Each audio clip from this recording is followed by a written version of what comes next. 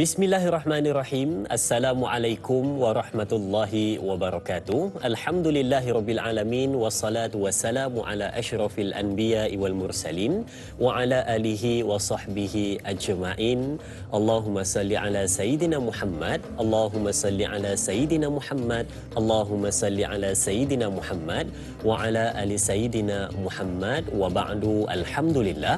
Pertama dan selamanya syukur pada Allah Subhanahu wa taala kerana pagi yang berbahagia ni kita dibangunkan, diberikan kesempatan, diberikan peluang untuk mengerjakan ketaatan kepada Allah Subhanahu wa taala.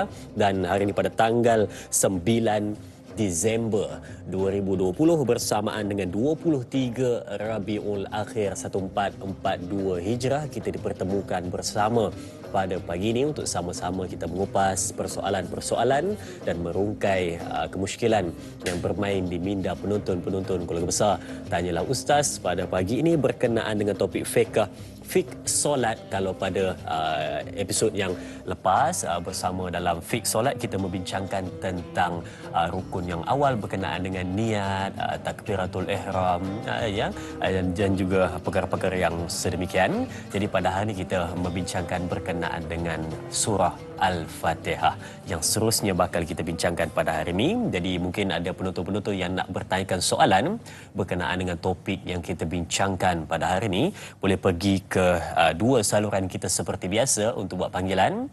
Boleh pergi ke 18881677 atau nak terus ke Facebook rasmi kita di Tanyalah Ustaz TV3. Di situ juga kita ada buat secara langsung bagi mungkin ada penonton-penonton yang tak berkesempatan pada pagi ini melihat di kaca TV di rumah, boleh melihat di mana anda berada menggunakan peranti anda. Yang penting tekan butang suka dan kongsi untuk sama-sama sebarkan kebaikan. Sidang penonton, sebelum kita meneruskan perbincangan kita, mari sama-sama kita saksikan terlebih dahulu perkembangan terkini kes COVID-19 di Malaysia. Kita doakan semoga ada perkembangan yang baik. Dan kalau kita dapat lihat setakat jam 5 petang semalam pada tanggal 8 Disember 2020 dari Kementerian Kesihatan Malaysia, kalau kita dapat lihat kes baharu ada 1012 kes, yang mana 1005 kes adalah kes tempatan dan 7 merupakan kes import, dan jumlah kes yang masih aktif ada 10,862 kes, dan jumlah kes sembuh baru setakat semalam ada 1,750 kes, dan yang berdukacitakan ada 4 kematian semalam. Kita doakan kepada keluarga mereka semoga tabah dan terus berdoa untuk kebaikan, dan menjadikan jumlah kes keseluruhan di Malaysia COVID-19 ada 75,306 kes. Baik, kita sama-sama terus menjaga SOP dan mematuhi apa yang terus kita patut jaga dalam kehidupan kita. Semoga dapat memutuskan rantaian COVID-19. Baik, sedang penonton keluarga besar Tanyalah Ustaz, kita meneruskan perbincangan kita bersama dengan ahli panel bintang ilmuwan yang kita bawakan khas pada hari ini berkenaan dengan topik yang bakal kita bincangkan, iaitu Al-Fadil Ustaz Muhadir Haji Jul. Apa khabar Ustaz? Alhamdulillah sihat. Episod lepas pun Ustaz juga bincangan berkenaan dengan niat, tumaninah, apa nama, dan takbiratul ihram. Dan pada hari ini Ustaz sedikit mukadimah awal berkenaan dengan fiqh solat surah Al-Fatihah. Silakan Ustaz. Bismillahirrahmanirrahim. Alhamdulillahirabbil alamin wassalatu wassalamu ala asyrafil anbiya'i wal mursalin wa ala alihi wa sahbihi ajma'in. Khairu ma uhayyikum bihi tahiyatul Islam wa tahiyatul Islam assalam. Assalamualaikum warahmatullahi wabarakatuh. Waalaikumsalam. Marhaban bi wasiyati Rasulillah sallallahu alaihi wa alihi wasallam. Syukran jazilan Ustaz Azrin, hadirin yang dirahmati Allah. Kita masih bincangkan rukun-rukun dalam solat. Ada 13 rukun, dan kita sudah sampai pada rukun yang keempat, iaitu membaca Al-Fatihah. Dan yang kita bincangkan ini bukan hanya daripada sudut zahir fiqahnya, tetapi juga daripada sudut tasawufnya. Supaya nanti solat kita ini, balah ibadat lain juga, bukan sekadar sah azrinah, tetapi makbul. Itu sangat penting. Apapun ibadah yang kita lakukan, dua perkara ini jangan ditinggalkan. Pertama sah, yang kedua makbul. Sebagai perumpamaan, anak kita nak masuk ke satu universiti dan kita hantar borang, dalam tu ada dokumen, semua lengkap. maka diambil borang itu namanya sah, mencukupi syaratnya itu. Tetapi belum tentu makbul. Makbul maksudnya diterima. Nanti selepas seminggu akan ada meeting yang akan memilih dan lihat apa kos yang dia nak ambil. Katalah dia nak ambil kursus medics, perubatan. Bila dia tengok bagus 8 A's tetapi ada 2 B contohnya. Jadi requirement untuk diterima adalah 10 straight A's contohnya. Jadi akhirnya anak tadi tu sah, ya, diambil borangnya itu, tetapi tidak makbul, tidak diterima untuk mengambil kursus medik sebab perlu kepada 10 straight A's. Begitu juga hadirin. Dalam bab ibadah, mungkin ibadah itu sah, bermakna tidak perlu qada. Solat tidak perlu qada, puasa tidak perlu qada. Tapi belum tentu makbul di sisi Allah Subhanahu wa taala. Sebab itu kita bicarakan bukan hanya menjaga zahir solat tetapi batin. Dalam perkara suratul Fatihah, ini termasuk dalam rukun qauli. Kalau rukun qauli ada 4 perkara yang kena dijaga. Apapun rukun qauli, termasuk takbiratul ihram rukun qauli. Suratul Fatihah rukun qauli, salam rukun qauli. Yang patut dijaga satu, bila disebut qauli mesti dibaca dengan lidah. Dibaca dengan lidah, ada gerakan. Kalau dibaca juga tapi dengan hati tidak memadai. Kalau tidak dibaca dengan lidah, maka tidak sah kalau tidak diulangi. Sebab semua rukun qauli dia mesti disebut qaul, dibaca dengan lidah, ada gerakan, maiming gitu. Dan mesti ada suara. Dan suara itu paling kurang didengar oleh orang yang baca. Yang terakhir ni yang paling penting, mesti bertajwid. Sebab itu daripada ba pada bismillahirrahmanirrahim, ba tu daripada tu sampai waladdallin, nun pada waladdallin wajib disebut dengan betul. Cuma menyebutnya dengan betul, dengan sifat hurufnya, dengan makharijul hurufnya, itu perlu kepada talaqi. Jadi hadirin, ini tolong pegang elok-elok. Membaca salah satu hurufnya dengan salah membatalkan bacaan Fatihah. Bermakna membatalkan rukun yang keempat. Kalau tidak diulangi, solat jadi batal. Ini penting. Walaupun salah satunya salah. Cuma, ada cumanya tu. Apabila seseorang sudah bertalaqi dengan gurunya, sudah membaca, tiba-tiba dah, contoh bagi setengah tempat dia tak boleh sebut ra. Bila dia sebut ra, dia jadi ghin. Jadi ghin. Bismillahirrahmanirrahim. Dah puluh tahun dah lagu tu. Dia pela ar. Dah punya tu. Sebahagian Azrian disebut Allah jadi Allah. Bismillahirrahman, bukan bismillah gitu. Dia tahu dia silap, dia pun bertalaqi dengan gurunya, belajar, tapi tak boleh juga nak betulkan. Itu maafu, dimaafkan.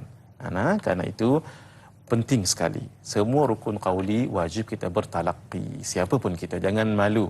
Sebab rukun ini menuntut untuk mesti tepat pada tajwidnya.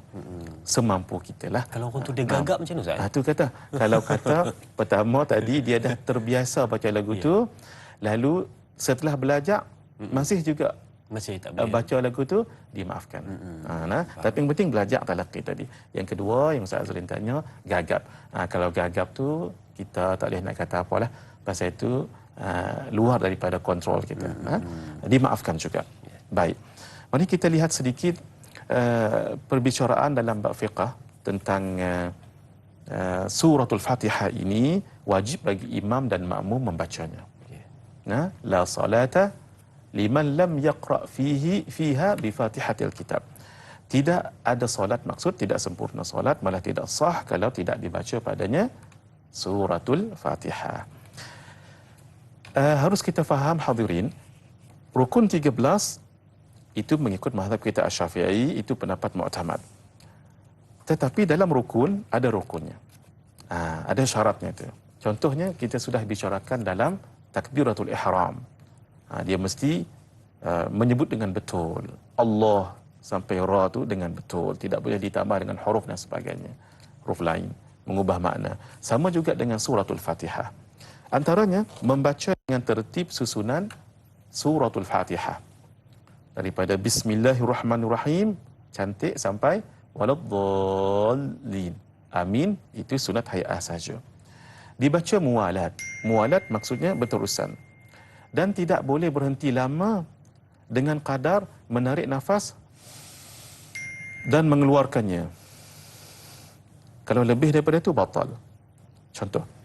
Bismillahirrahmanirrahim. Berhenti tang tu. Alhamdulillahirabbilalamin. Bacaan tadi sudah batal. Apa harus dibuat? Solat masih tetap sah. Ulang balik daripada Bismillahirrahmanirrahim. Mazhab kita Asy-Syafi'i, basmalah Bismillahirrahmanirrahim itu termasuk salah satu daripada ayat Al-Quranul Karim. Jadi dibaca. Walaqad atainaka sab'an minal mathani wal Qur'anal azim. Dan sesungguhnya telah kami bagikan pada kamu 7 ayat yang berulang-ulang dan Al-Quran Al-Azim. Maka kata ulama mazhab kita Syafi'i, Bismillahirrahmanirrahim adalah salah satu daripada ayatnya. Kalau ada tasydid, dibaca tasydid. Nah, Bismillah tidak boleh Bismillahirrahman, tidak boleh Hirrahman. Nah, begitu. Dipelihara skala tajwid. Ini penting. Membaca suratul Fatihah dalam keadaan berdiri. Tolong diingat hadirin yang sakit. Kalau boleh mampu berdiri, wajib berdiri. Kalau takbiratul ihram terus duduk, walhal mampu berdiri, dia pun membaca suratul Fatihah untuk solat fardu, maka Fatihahnya tidak sah. Bila Fatihah tidak sah, bukan bermakna solat itu batal. Maka hendaklah dia bangkit dan dia membaca suratul Fatihah. Jadi membaca suratul Fatihah dalam solat fardu hukumnya wajib. Sekurang-kurangnya didengar sendiri oleh orang yang membacanya, dan membacanya itu memang niat untuk solat. Jangan niat nak halau hantu kah, takut dengan benda lain dia pun baca. Niat itu membacanya bukan kerana rukun solat tetapi kerana niat yang lain. Dan yang terakhir, membaca dengan bahasa Arab. Tidak boleh membaca dengan selain daripada bahasa Arab, kecuali dalam waktu-waktu yang tertentu bagi sebahagian ulama. Yang kita mampu ini berusaha semahunya. Pada setiap ayat, ini sunat hay'ah, sunat berhenti. Bismillahirrahmanirrahim. Alhamdulillahirabbilalamin. Ar-Rahmanirrahim. Sampai 7 dengan cantik. Ketika nanti nak menyebut amin, sunat saktah. Waladdallin. Saktah. Barulah amin. Nah, menyebutkan amin itu adalah sunat hay'ah. Rajin-rajin kita menyebutnya. Sebab itu untuk mengaminkan apa yang dibacakan oleh imam. Ketika menyebut amin, ini sekadar selain daripada Fatihah, panjangkan dan kuatkan suara. Dan sunat makmum bersama-sama dengan imam mengucap amin. Imam lepas baca, makmum pun baca amin, imam pun ikut sekali. Naam, setakat itu untuk perbahasan secara fiqahnya. Yang paling penting hendaklah membacanya dengan tepat semahunya. Maksudnya semampunya, tidak boleh tidak, mesti ada talaqi, musyafahah, belajar dengan guru, barulah tepat. Subhanallah. Terima kasih Ustaz Muhadir berkenaan dengan mukadimah awal perbincangan kita berkenaan dengan fiqh solat surah Al-Fatihah. Jadi kepada penonton-penonton yang ada persoalan yang nak ditanyakan, kemusykilan, boleh terus bertanya di ruangan soalan, ruangan pertanyaan yang kita kenalkan untuk anda. Jadi untuk buat panggilan ataupun bertanya di Facebook, silakan bertanyakan soalan. Jadi Ustaz, untuk permulaan awal ni berkenaan dengan surah Al-Fatihah. Jadi kita bawa sikitlah bila Ustaz tadi pun ada sebut berkenaan dengan diakhiri dengan amin, ya, ada saktah dan barulah amin. Jadi sedikit berkenaan dengan amin sebut tadi Ustaz, mungkin ada penonton-penonton yang agak muskil berkenaan dengan amin. Ada yang sebut amin, ada yang sebut amin, ada yang sebut amin pendek saja. Jadi yang mana satu sebenarnya Ustaz? Masya-Allah. Satu soalan yang baik. Dan hari-hari kita baca, kalau kita solat sendiri ataupun lebih Lebih-lebih lagi kalau berjamaah. Ada 4 cara bacanya. Ada 4 cara Naam. baca. Kalau membaca amin pun tidak mengapa. Amin boleh juga. Dan yang sangat baik seperti yang kita dah amalkan biasa tu Azrain. Kebiasaan. Kebiasaan itu. Amin. Itu cantik dah tu. Jangan dipanjang sangat. Pernah jugalah dulu Azrin waktu solat panjang betul. In dia tu amin. Dan pula di belakangnya. Ada dia punya kat belakang. Nah. Jadi tidak membatalkan solat, tetapi dalam solat kita nak ketenangan, takut nanti ia mengganggu orang lain. Jadi walaupun ia solat hay'ah, tetap diucap dan diucapkan dengan cara yang ditunjukkan oleh ulama. Maknanya tak ada berubah apa Ustaz walaupun Tidak panjang berubah pendek. apa. Tetap membawa maksud yang sama. Membawa maksud yang sama. Baik, terima kasih Ustaz untuk pencerahan berkenaan dengan istilah amin tadi. Memang sebenarnya soalannya pendek sahaja ataupun perkataannya pendek sahaja, tetapi banyak di antara kita yang muskil bila mana kita lupa untuk mempelajari perkara tersebut dan kita lihat pada orang yang membaca, ada yang baca pandang, ada yang baca pendek, jadi kita agak muskil di situ. Sebenarnya yang mana pun boleh, kata Ustaz sebentar tadi, membawa makna yang sama dan cara bacanya ikutlah seperti mana yang kita biasa baca. Baik, sidang penonton yang dirahmati Allah, baik, kita ada soalan pertama pada hari ini di Facebook Tanyalah Ustaz TV3 dari sahabat kita Tuan Anwar Hamzah. Baik, soalannya, Assalamualaikum Ustaz. Waalaikumsalam. Soalan saya, betul ke ada pendapat selepas baca doa iftitah tak wajib baca bismillah, terus je baca Al-Fatihah? Ada tak nas ataupun dalil tentang perlu membaca bismillah sebelum bacaan Al-Fatihah?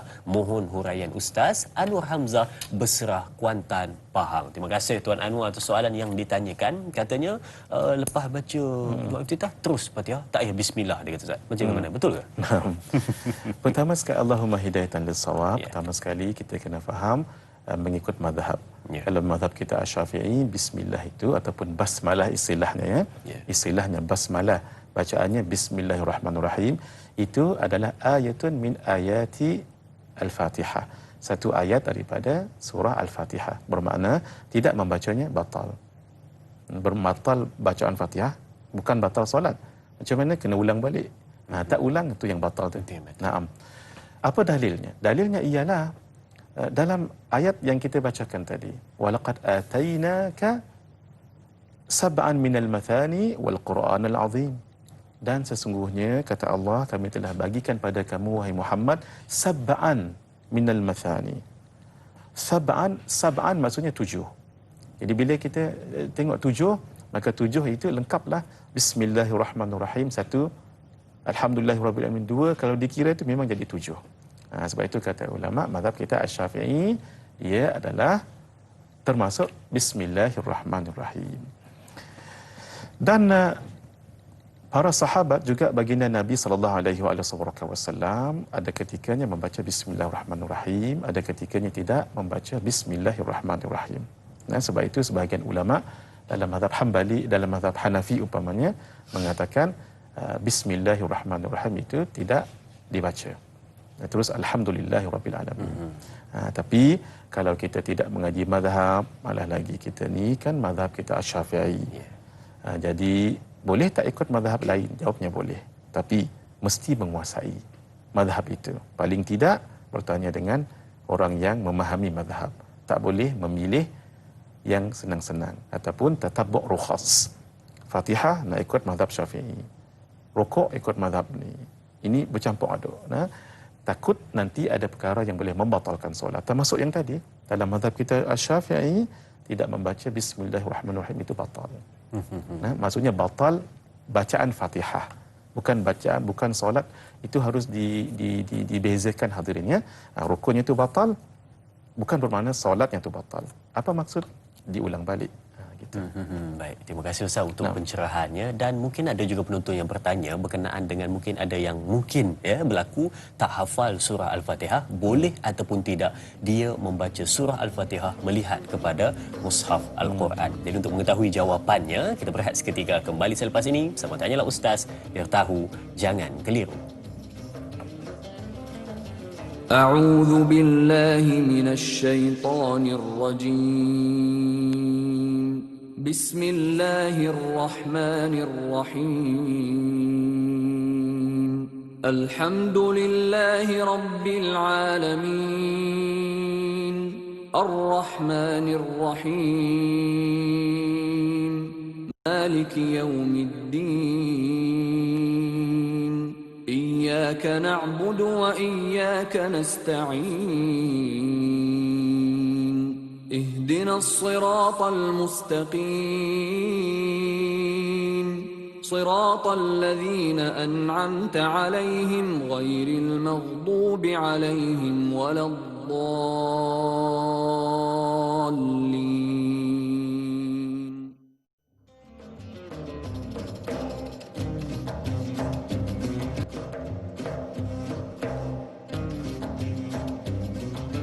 Alhamdulillah, terima kasih dan terima kasih diucapkan kepada semua penonton setia Tanyalah Ustaz, biar tahu jangan keliru, yang bersemangat pada pagi ini mendengarkan perkongsian ilmu yang kita bawakan khas kepada anda semua berkenaan dengan fiqh solat surah Al-Fatihah, rukun yang keempat, yang mana sama-sama untuk kita memperbetulkan mungkin ada kesilapan. Dan kalau kita imbau kembali sebelum berehat seketika tadi, saya ada ingatkan kepada penonton-penonton ataupun berikan satu persoalan kepada penonton-penonton yang kita gantung sebelum kita berehat berkenaan dengan mungkin ada di antara kita yang dia tak hafal ataupun baru nak belajar tentang solat dan juga Al-Fatihah. Dia tak berapa hafal untuk baca dalam keadaan dengan mengingat. Tapi dia nak tengok pada mushaf Al-Quran, sama ada dia letak di hadapan ataupun dia pegang di tangan Al-Quran kecil. Jadi bagaimana? Boleh ataupun tidak, ataupun batal solatnya bagaimana? Jadi saya serahkan kepada Ustaz, silakan. Baik. Tentang melihat mushaf ataupun memegang mushaf ketika membaca ketika dalam solat, hukumnya adalah dibolehkan. Ya. Harus. Terutama sekali kalau seseorang itu, kata Ustaz Azrin tadi, mungkin tak hafal ataupun masih baru nak belajar. Maka diletakkan di hadapan, maka dia solat sebegini, boleh. Ataupun dibawanya dengan tangan. Tapi bawa dengan tangan ini ada syarat lain juga. Tidak boleh bergerak dengan gerakan yang besar. Kalau gerakan yang besar, dia boleh membatalkan. Kalau setakat begini, kemudian habis masuk, tidak mengapa. Jangan ini, jangan gerakan besar. Kalau gerakan besar, itu membatalkan solat. Bukan sahaja suratul Fatihah. Sayyidatina Aisyah radhiyallahu taala anha pernah diimami oleh seorang sahabat yang muda, tapi dia tak hafal Quran. Lalu dia melihat mushaf Al-Quran. Jadi ini salah satu dalil yang menunjukkan boleh. Kalau orang tak hafal suratul Fatihah baik, surah-surah lain baik, boleh melihat di mushaf yang di depannya ataupun yang dipegangnya. Itulah jawapannya, maka dibolehkan, maka tidak menjadi masalah untuk melihat mushaf tersebut bila mana tidak menghafal surah yang bakal dibaca. Baik, kita ada pemanggil di talian. Assalamualaikum. Waalaikumsalam. Ya tuan, siapa di sana? Ini Ilyas Abu Bakar di Hitam Pulau Pinang. Tuan Ilyas Abu Bakar dari Hitam Pulau Pinang. Ya tuan, apa khabar tuan? Alhamdulillah. Soalannya tuan? Ada Azrin dan juga Muhadir. Ya, sihat alhamdulillah. Soalan saya begini. Iya. Ya. Sebelum membaca Fatihah, kita akan memulakan dengan Bismillahirrahmanirrahim. Ada kalanya sebutannya macam Bismillahir. Dan boleh kita dia hayara tu dia ni sepatutnya hir. Setengah-setengah kita dia buat hir. Dan Rahmanir pun kita akan sebut ner. Boleh tak Ustaz Habib bagi sikit Quran di situ, dan Alhamdulillahi Rabbil Alamin ada ain di situ kan, dan juga perbetulan dan juga him. Kebanyakan kita akan menyebut him. Itu soalan pertama mengenai bacaan Ustaz. Bagaimana pula dengan wuduk yang kita ambil sebelum untuk mengerjakan solat? Wuduknya juga ditekankan untuk mengambil dengan secara sempurna seperti membasuh di bahagian tumit tu. Jika di bahagian tumit dan di bawah lapak kaki tidak mengenal air wuduk, dikira tidak sah juga. Dan Nabi juga memberi amaran. Minta pencerahan daripada Ustaz. Itu saja. Assalamualaikum warahmatullahi Waalaikumsalam warahmatullahi wabarakatuh. Terima kasih Tuan Ilyas atas soalan yang ditanyakan. Ada dua soalan di sini. Yang pertama berkenaan dengan bacaan pada Bismillahirrahmanirrahim. Yang kedua pada nur itu. Betul tak? Ada yang sebut nur, ada yang sebut nir, ada yang sebut nur. Yang mana tu? Bismillahirrahmanirrahim pun ada, nirrahim pun ada, kan? Nirrahim pun ada, kan? Dan yang ketiga tadi pada katanya pada alhamdulillahirabbil alamin ke, alamin ke, ataupun bagaimana. Dan soalan yang kedua tadi berkenaan dengan wuduk di bahagian tumit. Ustaz, kita masukkan juga atas permintaan Tuan Ilyas. Jadi silakan Ustaz untuk soalan yang pertama. Alhamdulillah, syukran jazilan Tuan Ilyas. Kita jawab yang kedua dahulu. Beliau sangat concern, alhamdulillah, dengan bacaan dan dengan kesempurnaan. Betul Tuan Ilyas dan yang lain, apabila kita membasuh anggota wuduk, jangan sebarangan. Sama juga tadi dalam rukun. Apabila kita nak lakukan dan kita lakukan rukun solat, dalam rukun tu ada rukun dia. Maksudnya dalam rukun tu ada lagi syarat-syaratnya. Sama ketika membasuh kaki yang Tuan Ilyas sebutkan tadi. Jangan sebarangan, jangan ala kadar begitu sahaja. Pastikan air itu kena pada tumit, itu satu. Yang kedua, di bawahnya itu mesti kena dengan air juga. Sebab itu paling sunnah sekali ketika membasuh kaki tu, basuh kaki kanan, maka ini ada peranan ini. Jari ini ada peranan. Mohon maaf ya, anda kata ni kaki saya. Kedudukannya sama, ibu dan anak sama. Setelah dibasuh di hadapan ni, supaya di bawah ini, kita pastikan kena air. Hendaklah kita gunakan telapak tangan kita yang kiri ini. Dan pastikan juga yang ini berperanan untuk masuk ke celahnya ini. 1, 2, 3, 4. Sama juga dengan kaki kiri. Itu adalah untuk kesempurnaan. Sebab kalau tidak kena kawasannya, maka tidak sempurna kaki. Tidak sempurna kaki bermakna wuduk tidak sah. Bila wuduk tidak sah, walaupun solat tadi dengan khusyuk, tetap tidak sah. Sebab dalam kaedah menyebut, idzan tafasyartu fantafal masyrutu. Apabila terbatal syarat, iaitu syarat sahnya, mesti wuduk kena sah. Barulah yang lain sah. Baik. Yang kedua tentang bacaan dalam solat suratul Fatihah. Benar yang beliau sebutkan tadi, dalam perkara ir dengan ir, itu tidak sampai membatalkan solat. Sebab ada satu istilah namanya imalah. Imalah ni dia bunyi a dengan i. Tengah-tengah tu dia macam ada bunyi sedikit. Walaupun asal imalahnya dalam ayat waqala rakabu fiha bismillahi majriha, itu asalnya imalah. Bismillahi majriha, tidaklah bismillahi majraha atau bismillahi majriha, dia tengah-tengah. Bismillahi majriha, dia sedikit bunyi imalah. Orang Arab selalu juga imalah tu.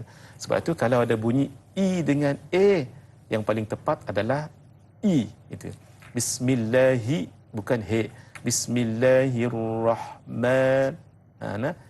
A tadi itu bukan a tapi i. Tapi kalau ada orang membaca a, hukumnya sah asalkan jangan mengubah hurufnya. Kenapa a tadi itu? Sebab dia berbunyi ke arah imalah sedikit. Kemudian huruf ain pada alamin itu memang tepat dibaca dengan alamin, itu huruf izhar halqi itu dekat halqum, aghhin kha'ahu. Jadi jangan dibaca alhamdulillahirabbil alamin. Bila alamin dia jadi alif. Dia jadi alif. Bila dia mengubah, batal. Bacaan Fatihah tu batal. Diulang balik. Kalau tidak, jadi batal solat. Tapi kalau dah belajar, tetap juga salah, itu dimaafkan. Itu yang penting, mesti belajar. Kemudian, mim dengan nun di belakang itu. Diperhatikan elok-elok, apakah dia nun ataupun mim. Bismillahirrahmanirrahim. Mim. Jangan Bismillahirrahmanirrahim. Mim ya. Bismillahirrahmanirrahim. Mim. Alhamdulillahirabbilalamin. Nun. Jangan Alhamdulillahirabbilalamin. Mim balik. Kalau mim itu telah mengubah makna, maka batal bacaan, diulang balik, tidak diulang, membatalkan rukun. Rukun tidak diulang, membatalkan salat. Sama dengan nur dan nir. Nur dengan nir tadi itu. Itu tidak ada beza. Maksudnya tidak ada khilaf di situ. Mesti menggunakan nir juga. Bismillahirrahmanirrahim. Tidak boleh Bismillahirrahmanirrahim. Dia jadi sifat mausuf di situ. Tapi kadang kalau dia baca laju, Ustaz, dia bunyi nur. Bismillahirrahmanirrahim. Nur bunyi, Ustaz. Jadi bacaan adanya yang dalam bacaan bacaan Al-Quran ada namanya tartil. Tartil itu membaca dengan slow, bertajwid, sebutan dengan baik. Ada namanya hadar. Jadi walaupun kita baca dengan laju, tetap kita memelihara hurufnya dengan baris-barisnya. Baik, itulah jawapannya berkenaan dengan persoalan yang ditanyakan Tuan Ilyas sebentar tadi berkenaan dengan memperhatikan bacaan kita di dalam permulaan Al-Fatihah yang banyak di antaranya sebutannya lebih kurang sama, tetapi kita pastikan ketepatan sebutan tersebut untuk menjaga kesempurnaan Al-Fatihah daripada ayat pertama sehingga ke ayat ke-7 yang kita baca. Dan yang kedua berkenaan dengan wuduk di bahagian tumit sebentar tadi, jangan ambil hanya sekadar membasah kaki sahaja, tetapi patut disempurnakan segenap bahagiannya. Baik, untuk soalan seterusnya daripada sahabat kita di Facebook, tanyalah Ustaz, dari sahabat kita Puan Nur Hayati Ismail. Baik, soalannya ada 3 soalan ya. Baik. Assalamualaikum. Waalaikumsalam. Yang pertama, Al-Fatihah dikatakan Ummul Kitab. Apakah yang dimaksudkannya? Baik, soalan yang kedua, apakah hikmahnya surah Al-Fatihah sehingga ianya juga mujarab sebagai doa? Dan soalan yang ketiga, mengapakah Al-Fatihah dibaca dan disedekahkan saat mendapat khabar kematian juga doa kepada arwah? Mohon perkongsian ilmu dari Ustaz. Terima kasih Kak Yat Bandar Tasik Puteri, Rawang, Selangor. 3 soalan Kak Yat ya pada pagi ini. Okey, silakan Ustaz untuk soalan yang pertama. Baik. Alhamdulillah, syukran jazilan Hajah Nur Hayati bertanya tentang Ummul Kitab. Kenapa disebut Ummul Kitab? Al-Quranul Karim suratul Fatihah itu punyai nama yang banyak. Antaranya adalah Ummul Kitab. Ummul Kitab bermaksud adalah ibu. Al-Kitab adalah kitab. Disebut mak ataupun ibu kepada kitab kerana seluruh kandungan Al-Quran 6,666 ayat. Sebahagian ulama mengatakan 6,236 ayat. Semuanya, isinya itu, kandungannya itu, rahsia-rahsianya itu, hikmah-hikmahnya itu ada di dalam satu surah, iaitu suratul Fatihah. Seperti seorang ibu apa dalam rumah yang ibu tak tahu? Hatta benda kecil-kecil, stokin anak nombor 11 dia tahu. Pasal dia pengetahuannya itu merangkumi, menyeluruh, meliputi, syumul. Pasal itu disebut ibu. Ibu banyak tahu. Kalau ayah dia kadang-kadang dia cepat lupa. Kadang-kadang dia cari cermin mata, tak tahu ada atas ni. Dia cari cermin mata. Jenuh cari, rupanya atas ni. Dia tak tahu, dia tak sedar. Ibu. Kerana itu ibu menguasai, meliputi.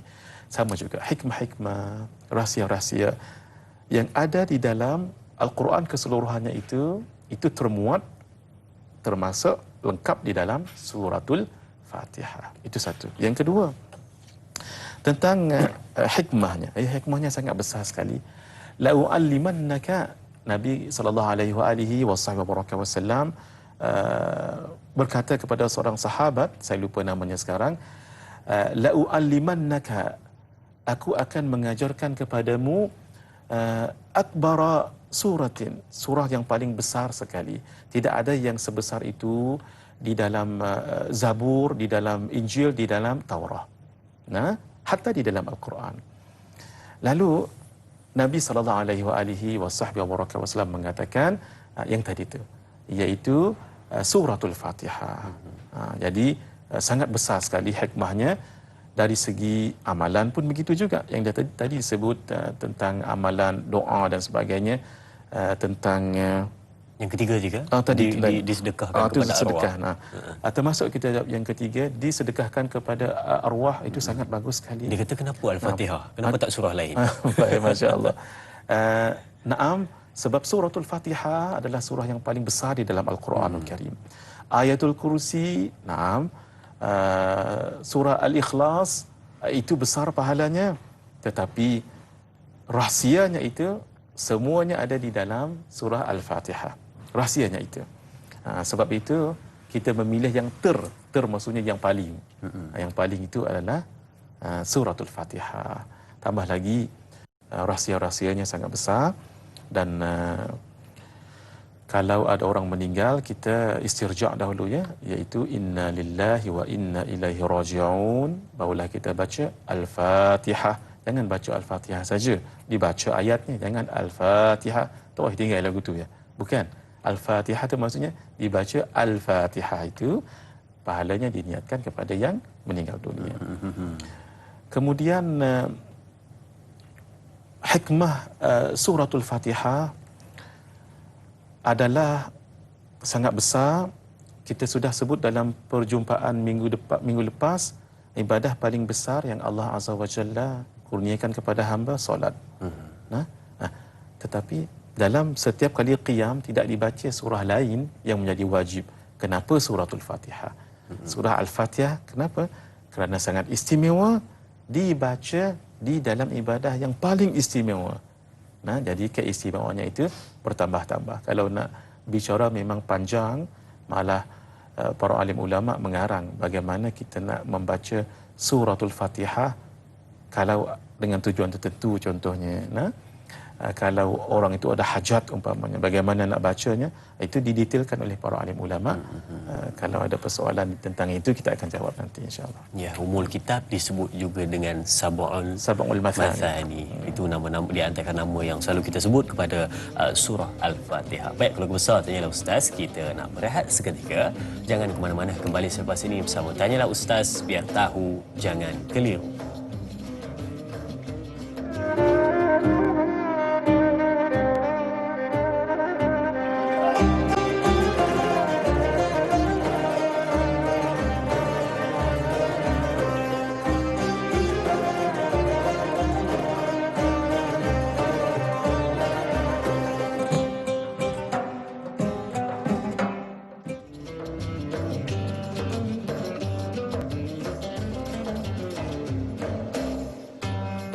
Tujuh ayat yang mengandungi rahsia yang cukup besar, ada hikmah di sebaliknya dan disebut sebagai surah Al-Fatihah yang wajib dibaca, istimewa dibaca pada satu ibadat yang cukup istimewa di dalam solat. Jika tidak dibaca, maka tidak sah solat seseorang tersebut, dan kalau dibaca dengan salah, dengan sengaja pun tetap tidak sah solatnya. Maka ada keistimewaan pada surah Al-Fatihah, 7 ayat yang cukup istimewa itu, dan itulah yang kita bincangkan pada hari ini berkenaan dengan fik solat surah Al-Fatihah. Saya yakin kepada penonton-penonton semua yang berada di rumah, mungkin ada yang tersentak pada pagi ini, yang mana kebiasaan memang membaca dengan ataupun senang kita sebut ikut suka kita je kita baca surah Al-Fatihah, tapi pada pagi ini membuatkan kita, anda semua yang berada di hadapan kaca TV pada pagi ini, penonton-penonton semuanya berada dalam keadaan berfikir untuk memperbetulkan bacaan surah Al-Fatihah yang selama ini kita baca dalam keadaan mungkin ada tersilap dan terlupa. Baik, untuk menjaga kesempurnaannya, kita bukan khas kepada anda pada hari ini untuk memperbetulkan bacaan surah Al-Fatihah tersebut. Baik, kita ada pemanggil di talian. Assalamualaikum. Waalaikumsalam warahmatullahi wabarakatuh. Dari Adrian dan Ustaz Muhadir Jul. Saya Omar Abdul Majid dari Kedah Sini Timur 3 Pekan Faham. Assalamualaikum Ustaz dan Da'i. Waalaikumsalam warahmatullahi wabarakatuh. Tuan Omar Abdul Majid, apa khabar? Baik, alhamdulillah. Bagas Wagas. Solat di sana tu bagas Wagas. Ya, Ustaz sihat ya? Alhamdulillah. Ya, jadi soalan saya begini Ustaz.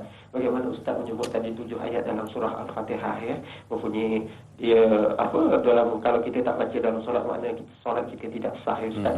Soalan saya Ustaz, kadang-kadang kita ni logat kita itulah wallahu ta'ala, dia lain logat dia. Belah Kelantan lain logat dia. Jadi bila dia baca surah Al-Fatihah ni lainlah bunyinya. Cik Omar belah Pahang logat ni, logat Pantai Timur. Ya. Saya ni boleh belaka. Boleh belaka Jadi pasal Ustaz belum sama, jadi Ustaz boleh mudah faham kan. Jadi saya tanya lagu tu boleh tak Ustaz? Boleh boleh. Kadang-kadang logat dia orang ni berbeza. Bila berbeza ni, kadang-kadang kita fahamlah hukum tajwid kalau kita sebut lain dalam bahasa Arab. Maknanya kalau dia punya hukum mat jaiz mufasil, mat jaiz, mat ewat apa semua, dia bila harakat akad dia tak betul, jadi maksud dia dah lain. Ya. Jadi logat ni pun kadang-kadang beza sikit, ada Banjar lain, Jawa lain. Jadi masalahnya kadang-kadang imam pun kadang-kadang daripada Jawa bacaan dia lain sikit, daripada Kelantan lain. Jadi apakah boleh membatalkan solat ke kalau bacaan Al-Fatihah kita tu lain, berbeza, jauh daripada apa yang dikatakan sebagai ni tadi hukum tajwid tadi tu, dan membawa makna yang lain. Yang kedua, saya nak tanya mengenai hikmah tadi. Boleh Ustaz jelaskan ya satu persatu hikmah besar dalam surah Al-Fatihah ini ya. Itu saja soalan saya, Ustaz dan Dai. Terima kasih banyak Ustaz dan Dai. Assalamualaikum. Waalaikumsalam warahmatullahi. Terima kasih Tuan Omar Abdul Majid atas soalan yang ditanyakan. Dua yang berkenaan dengan hikmah, dan yang pertama tadi berkenaan dengan logat bacaan. Iza jaa nahrullahi wal fath. Anah tu Ustaz keluar tu Dai Anas kan. Tapi Ustaz, saya sebelum kita tanya kepada soalan tu berkenaan dengan dua soalan tadi. Jadi saya pun kadang-kadang muskil dengan Ustaz. Ustaz asal Sarawak asal Sarawak tapi cakap Kedah macam mana boleh ke situ Ustaz? Dia sikit-sikit boleh lah nak. Saya guru kita ramai daripada Kedah. Syekh Gitu. Ahmad Fahmi Zamzam, Syekh Nuruddin, hafizahumullah, dan yang lain-lain ni banyak yang daripada logat sebelah sana. Kita pun ramai kat lah kawan-kawan daripada gitu. sebelah sana. Okey, itulah kita muskil selama ni rupa-rupanya asal Sarawak tapi boleh logat Kedah tu kan, sebab banyak guru di Kedah. Baik Ustaz, berkenaan dengan logat tadi, boleh ke baca surah itu dengan logat ikut kita? Adakah boleh logat itu dijadikan taranum Ustaz? Silakan. Bismillahirrahmanirrahim. Syukran jazilan Ustaz Omar bertanya soalan yang sangat baik tentang logat tadi. Kalau kita sudah berusaha, sepatutnya kita berusaha untuk membaca cara lahjah Arab dengan sebutannya. Dan orang Melayu insya-Allah kita lidah kita ringan dan lidah kita lembut. Apa bahasa pun kita boleh. Kalau cakap Arab tu lebih Arab daripada Arab ya. Kalau orang putih itu lebih orang putih daripada orang putih. Saya pernah jumpa ada seorang pensyarah UAE lah. Masya Allah, kalau dia cakap orang putih tu dia punya sebutan tu kenyang, kita dengar kenyang. Lagu tu nah. Macam tak makan nasi tu. dia eloquent, dia panggil dia fasih. Baik. Contohnya orang Jawa contohnya. Memang ini diperbahaskan juga. Kadang-kadang membacanya itu dengan cara Jawa. Kalau sudah berusaha membaca cara Arab dengan tajwidnya pun dan sebagainya, tapi dah puluh tahun dah baca lagu tu, lalu dia pun baca cara dia, maka dimaafkan. Walaupun mengubah makna, walaupun kerana dia dah memang dah tak boleh nak ubah dah. Kalau tak, dia tak sembahyang dah lagu tu. Jadi dia maksud kata baca sekadar yang dia mampu membacanya. Adapun orang-orang yang ada akses dengan tuan-tuan guru, tok-tok guru, maka bersungguhlah membaca secara Arab. Dan sebutan pun sebutan Arab juga. Fasihnya pun sebolehnya fasih cara Arab juga. Tetapi la yukallifullahu nafsan illa wus'aha. Tidaklah seseorang itu, Allah Azza wa Jalla tidak mentaklifkan, membebankan seseorang melainkan dengan upaya dia, kemampuan dia. Jadi membaca yang terbaik yang dia boleh dengan cara Arab. Tetapi kalau tidak boleh, kadang-kadang lahjahnya terbawa dan sebagainya, maka kalau dia boleh ubah. Kalau tidak, maka dia baca semampunya, tetapi dalam masa yang sama berusaha ke arah yang lebih baik. Tentang hikmahnya ini memang banyak sekali. Al-Fadhil Ustaz Omar. Mungkin Ustaz boleh bagi satu dua dulu hikmah. Baik. Antaranya ialah di dalam surah ini dia ada pujian, dia ada permintaan.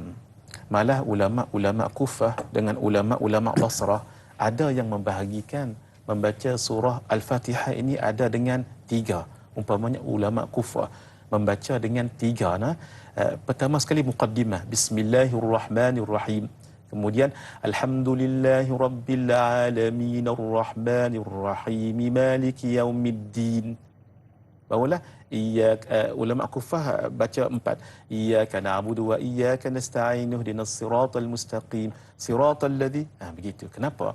Sebab dalam suratul Fatihah ada muqaddimah dia. Basmalah, bismillahirrahmanirrahim. Kemudian ada pujian, alhamdulillahirabbil alamin arrahmanirrahim maliki yaumiddin iyyaka na'budu wa iyyaka nasta'in. Itu pujian. Barulah ihdinas siratal mustaqim. Itu adalah suatu permintaan. Jadi ketika ada hajat yang dibacanya iyyaka na'budu wa iyyaka nasta'in, in itu dipanjangkan sedikit lalu diminta hajat. Malah sebahagian amalan para masyayikh kita diulang 7 kali tu. Iyyaka na'budu wa iyyaka nasta'in wa iyyaka nasta'in wa iyyaka nasta'in. 7 kali barulah diletakkan hajat di situ. Barulah ihdinas siratal mustaqim. Tapi amalan sebegini bukan dalam solat, amalan sebegini adalah suatu amalan hikmah namanya. Maksudnya ayat Al-Quran yang digunakan untuk kita jadikan wasilah kita minta kepada Allah Subhanahu Wa Taala. Itu salah satu hikmahnya lah. Jadi kata seorang guru besar di Indonesia, Syekh Bakhir, beliau mengatakan oleh kerana suratul Fatihah ini surah yang paling besar, sewajarnya amalan seharian kita antaranya ialah suratul Fatihah. Sebab itu tidak sedikit orang yang mengamalkan suratul Fatihah paling kurang 100 kali sehari. Ada sebahagian 313. Itu tafaul, mengambil barakah dengan bilangan para nabi dan rasul. Itu namanya tafaul. Maknanya ada satu yang istimewa Ada yang dalam istimewa surah di situ. Al-Fatihah tu. Nah. Okey, baik. Kita ada pemanggil di talian, sila penonton. Baik, siapa? Assalamualaikum. Waalaikumsalam warahmatullahi wabarakatuh. Ya, tuan, siapa di sana? Saya Dai serta Asrin dan kru perlu tanya lo tak semua pekerja. Ya. Saya Haji Tukinon Haji Muhammad Ali daripada Sedai ya. Ya, Tuan Haji Tukinon. Ya. Ya, tuan, soalannya tuan. Persoalannya ada dua Ustaz. Yang pertama, Al-Fatihah ni boleh tak dibaca senafas Ustaz? Senafas. Satu hingga 7 tu baca sekali je. Dan yang kedua, saya tengok ada orang baca Ustaz. Ya. 1 sampai 3 dia baca 2 harakat. Dan yang lain-lain dia baca ada 3, ada 4 dan yang kelas sekali 6 harakat. Bolehkah cara yang macam ni Ustaz? Tak penjelasan dari Ustaz bagi ni. Terima kasih. Assalamualaikum. Waalaikumsalam warahmatullahi. Terima kasih Tuan Haji Tukinon atas soalan yang ditanyakan. Soalan yang kedua tu saya faham soalannya, tapi saya tak faham pada bahagian yang disebutkan dibaca 1 hingga 3 rakaat itu. Mungkin Ustaz ada penjelasannya. Dan soalan pertama ni berkenaan dengan Al-Fatihah senafas Ustaz. Kan dulu orang kata kalau nak belajar untuk nafas panjang kan, dia kata cuba praktis baca Al-Fatihah senafas, dia kata. Kan. Silakan Ustaz untuk pencerahannya. Baik, Allahumma hidayatan lis-shawab. Soalan yang sangat baik. Membaca suratul Fatihah dengan satu nafas, hukumnya boleh. Tetapi itu khilaf aula. Khilaf aula maksudnya tidak aula lah, tidak afdal. Sebab Nabi SAW kalau baca satu waqaf berhenti, satu waqaf berhenti. Sebab nanti kita akan bicarakan, tadi sekarang kita baru bicarakan tentang zahirnya. Walhal nanti sekejap lagi insya-Allah kita akan bicarakan orang yang membaca suratul Fatihah kalau menghayati, sebenarnya di situ seperti ada dialog antara dia dengan Allah Azza wa Jalla. Dalam hadis riwayat Imam Muslim kita akan bicarakan sebentar lagi. Ketika hamba ni baca ni, maka Allah akan kata ni. Maka apabila di dalam solat dia menumpukan pada makna bacaan dan pengertiannya, mendalami dan menyelami akan hikmahnya, sehingga dia tidak ingat kepada perkara lain, perkara keduniaan yang nanti menyebabkan dia lupa dan dia terlalai dan sebagainya. Kita akan bicarakan nanti. Jadi membaca dengan satu nafas hukumnya boleh, tetapi khilaf aula. Yang kedua, membaca yang saya faham Tuan Haji Tukinon tadi umpamanya ayat 1 sampai 3 2 harakat. Ayat 4 dan seterusnya 4. Contoh Bismillahirrahmanirrahim. Alhamdulillahi Rabbil Alamin. Ar-Rahmanir-Rahim. Masuk ke ni Maliki Yaumiddin. Iyyaka na'budu wa iyyaka nasta'in. 6 pula. Mat arid disukun di situ. Apakah membatalkan solat? Tidak membatalkan solat, tetapi kurang sempurna. Sebab bacaannya itu tidak teratur. Kalau 2, 2. Kalau 4, 4. Kalau 6, 6. Kita tahu mat asli kalau di belakang, maka jadi di belakang dia akan jadi mat arid lisukun. Bila mat arid lisukun dia boleh baca 2, boleh baca 4, boleh baca 6 yang tadi itu. Bismillahirrahmanirrahim. Itu 2. Alhamdulillahi Rabbil Alamin. 4 kalau baca 6. Alhamdulillahi Rabbil Alamin. Kalau 6, 6. Kalau 4, 4. Tapi solat berjamaah, kalau ambil 4 pun sudah baik dah. Alhamdulillahirrabbilalamin. Ar-Rahmanir-Rahim. Maliki yaumiddin. 4 paling bagus ketika solat berjamaah. Kalau seorang-seorang, baca 2 pun tak mengapa. Tapi kena standard lah 2, barulah sempurna. Tapi kalau ada 2, 3, 2, 4, 6, sah, tapi kurang sempurna. Tak cantik lah. Maknanya Ustaz, dia kena ikut tertibnya lah kan. Kalau baca 2, maka terus dengan keadaan 2. Kalau 4, maka 4. Dan kalau 6, maka daripada awal sehingga ke akhir dalam keadaan 6 harakat. Jadi jangan dicampur-campur. Boleh tapi tak berapa cantik. Ustaz, okey. Itulah jawapannya yang ditanyakan oleh soalan Tuan Haji Tukenun sebentar tadi. Al-Fatihah senafas dan juga membaca dengan harakat yang berbeza-beza. Baik, terima kasih diucapkan kepada penonton-penonton yang masih setia. Dan soalan seterusnya kita lihat di Facebook, Tailah Ustaz, dari sahabat kita Puan Masrifah Nur Jamain. Baik, soalannya, Assalamualaikum. Solat tanpa membaca Al-Fatihah, adakah dikira tidak sempurna solat itu? Apakah hukum solat tanpa membaca Al-Fatihah?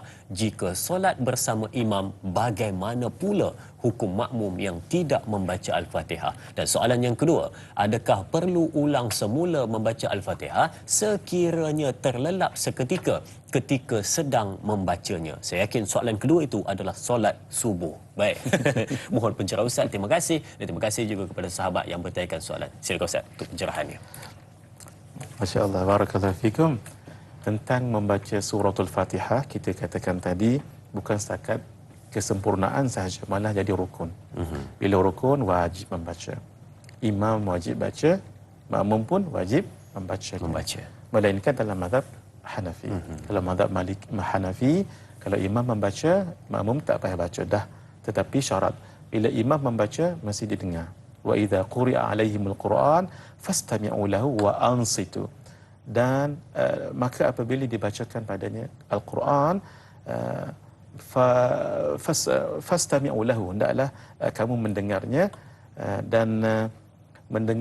dan memahaminya. Fastami'u lahu wa ansitu, dan kamu diam. Sebab itu bacaan imam adalah bacaan makmum. Fatihahnya mengikut mazhab Hanafi. Tapi mengikut mazhab kita tidak, wajib imam baca dan makmum membacanya. Baik, tidak membaca Fatihah maksudnya batal kalau tidak membaca suratul Fatihah.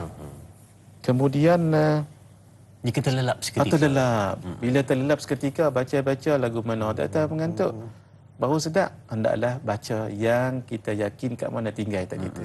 Tapi kalau diulang pada awal, Ustaz? Tidak mengapa. Tidak mengapa, boleh? Boleh. Tetapi kalau terlelap sekejap, kalau terlelap lama tak boleh. Terlelap lama dia kena baca daripada awal. Contoh, Ar-Rahmanir-Rahim, terlelap Ustaz. Hendaklah dibaca Ar-Rahmanir-Rahim, Maliki yaumiddin. Ataupun yang paling bagus, sebahagian ulama mengatakan, hendaklah dibaca balik daripada Bismillahirrahmanirrahim. Kecuali batuk itu lain. Contoh, Maliki yaumiddin, kita pun batuk. Ulang balik, Maliki yaumiddin, tidak perlu Alhamdulillah. Tapi ini berbeza dari segi masuk rukun. Begini, ketika seseorang itu membaca Ihdinas siratal mustaqim, dia merasakan telah habis. Lalu dia pun rukuk. Ketika dia rukuk, Masya Allah, rupanya tak habis lagi Fatihah. Dia kena gostan balik, dia kena kembali balik, qiyam dan membaca suratul Fatihah, bukan disambung Ihdinas siratal mustaqim. Tak. Itu dikira dia kosong balik. Maka hendaklah dimulakan dengan Bismillahirrahmanirrahim semula.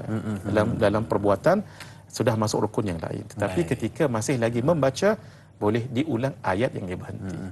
Baik, itu berkenaan dengan Al-Fatihah dibaca dengan caranya. Dan kalau kita ni menjadi makmum dan ada imam di hadapan, waktu bila sebenarnya waktu yang paling cantik untuk kita membaca surah Al-Fatihah jika semayang berjemaah? Nak tahu jawapannya? Sebentar lagi Ustaz akan kongsikan bersama dengan kita. Kita berehat seketika, jangan ke mana-mana. Kembali selepas ini bersama Tanyalah Ustaz, biar tahu jangan keliru.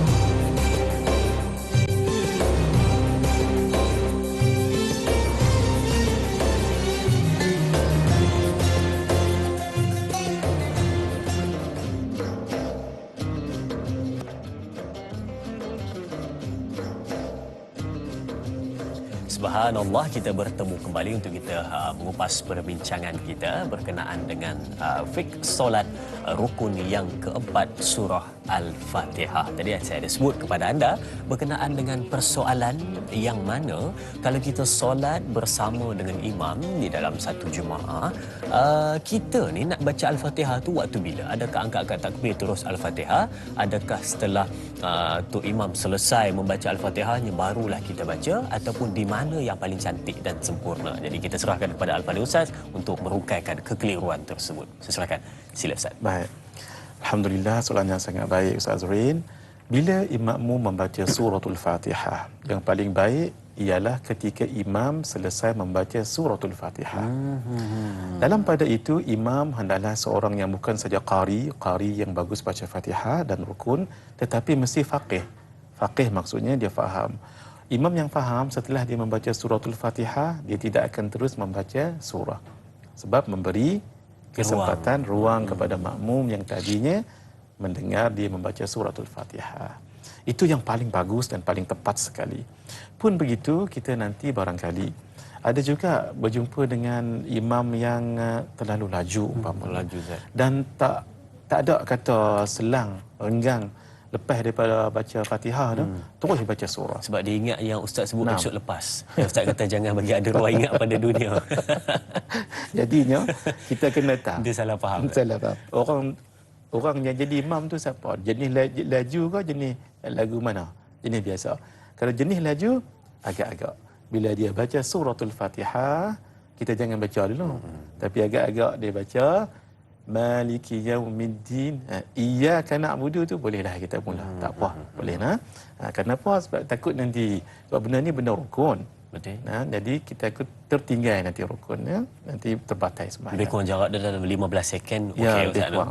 Jadi imam tu kena faham, makmum tu kena pandai. Jadi imam jangan saja orang yang qari, tapi orang yang faqih. Ghairil maghdubi alaihim waladdallin. Maka semua amin. Ketika itu imam slow. Ketika itu imam nak berzikir pun boleh. Subhanallah, alhamdulillah, boleh dalam hati pun tak apa. Agak-agak hampir habis makmum baca Fatihah, barulah membaca surah. Itu adalah imam yang baik begitu. Itulah sunnah Nabi begitu sebenarnya. Baik, itulah jawapannya. Setelah imam selesai membaca Al-Fatihahnya, maka di situlah kita mula membaca Al-Fatihah yang patut kita baca dan baca dalam keadaan yang betul, cantik dan habis sempurna supaya solat kita menjadi solat yang sempurna. Jaga sebaiknya. Okey, soalan seterusnya di Facebook dari sahabat kita Tuan Romli Ali. Baik, soalannya, Assalamualaikum Ustaz dan Naiz, semoga dalam rahmat Allah. Soalan saya, kenapa dalam Al-Quran tidak ditulis perkataan amin pada penghujung ayat-ayat dari surah Al-Fatihah itu, tetapi dibaca ketika dalam solat, sama ada solat wajib ataupun solat sunat, dan apakah kelebihan perkataan amin itu sendiri? Mohon pencerahan Ustaz. Terima kasih. Hashtag biar tahu jangan keliru. Terima kasih Tuan Romli atas soalan yang ditanyakan. Dalam Quran tak ada ditulis tetapi dibaca dalam solat. Kenapa katanya? Silakan Ustaz. Masya-Allah. Bagus sekali soalan ini. Bagus soalannya Ustaz. Saya pun tak pernah terfikir nak tanya soalan ini. Masya-Allah, sangat bagus Azrin, dan seingat saya ini kali pertama lah orang tanya soalan ini. Sepanjang kita berdakwah ni dan soalan sangat bagus. Menyebabkan kita berfikir. Tuan Ramli dan hadirin yang dirahmati Allah, yang dinamakan sebagai solat, yang dinamakan sebagai muamalat dan sebagainya, itu ada kaitan dengan hukum. Bila hukum mesti kembali kepada adillah ataupun kepada dalil-dalilnya. Maka dalil-dalil hukum itu ada yang muttafaq, mujma' alaih, ada yang tidak. Yang mujma' alaihnya adalah Al-Quran, Sunnah, Ijma', Qiyas. Baik. Kenapa di dalam Al-Quran tidak ada amin, tapi dalam solat kita baca amin? Dijawab, kerana hukum itu bukan hanya datang daripada Al-Quran, tapi juga daripada hadis Nabi SAW. Jadi, walaupun tidak ada amin di dalam Al-Quran, tetapi ada amin di dalam hadis. Jadi, kerana itu Nabi SAW menyebutkan, Sallu kama ra'aitumuni usalli. Hendaklah kamu salat seperti mana kamu lihat aku salat. Siapa yang lihat Nabi salat? Para sahabat. Jadi rupa-rupanya Nabi kalau baca suratul Fatihah membaca takmin amin. Gitu. Jadi macam kita ni, kita boleh tak amalkan hadis tu? Boleh. Tetapi bukan bermakna kita terus lihat Nabi. Ini harus difahami elok-elok hadirinnya. Al-Imam Ibn Hajar Al-Haytami di dalam kitabnya Al-Fatawa Al-Fiqhiyah Al-Kubra, beliau menyebutkan begini. Yang dikatakan hadis sallu kama ra'aitumuni usalli itu, hendaklah kamu solat seperti mana kamu lihat aku solat, itu bukan untuk kita, tapi untuk para sahabat. Apa dia? Ra'a basariyatan lis-sahabatil kiram. Untuk para sahabat memang melihat Nabi begini, tetapi untuk orang yang generasi tabi'in, tabi'in, tabi'in sampai generasi kita, kita lihat tak Nabi solat? Tidak kan? Nah, bagaimana caranya? Ilmiyatan lima fassara bihi al-fuqaha. Maka kita mengikut apa yang fuqaha, ulama-ulama syarahkan. Sebab kita tidak lihat Nabi solat. Begitu ya. Maka rujuk para alim ulama dalam kitab-kitab fiqah mereka. Sebab itulah hadirin, hadis tadi tu, para sahabat melihat Nabi solat dan mengucap amin.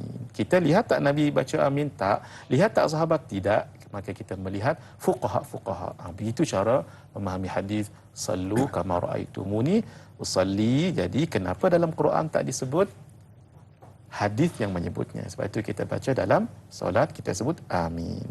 Apa hikmahnya? Hikmahnya sangat besar.